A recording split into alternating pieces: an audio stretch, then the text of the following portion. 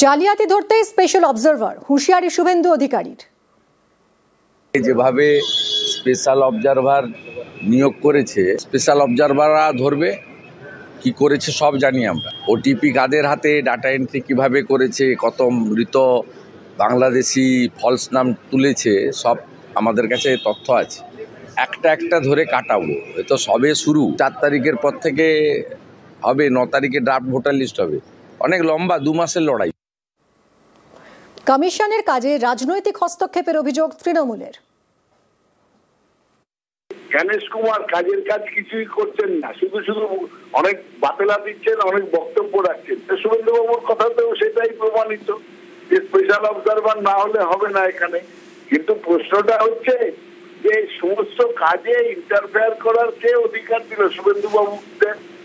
Election commission কাজ করছে, এখন তাদের নিজেদেরই কোন রকম ভরসা নেই ইলেকশন কমিশনের উপরে। সুতরাং এখন এদের হতাশার হাহাকার। এই যত কথা বলছেন না, সমস্ত কথাতেই শুভেন্দু বাবু বলুন, শ্রমিক বাবু বলুন, সুকান্ত বাবু বলুন, সব হতাশার হাহাকার। জানেন যে এইসব করে কিছু লাভ হচ্ছে না, হবেও না, এবং সামনের নির্বাচনে একেবারে চূড়ান্ত পরাজয়ের সম্মুখীন হতে হবে।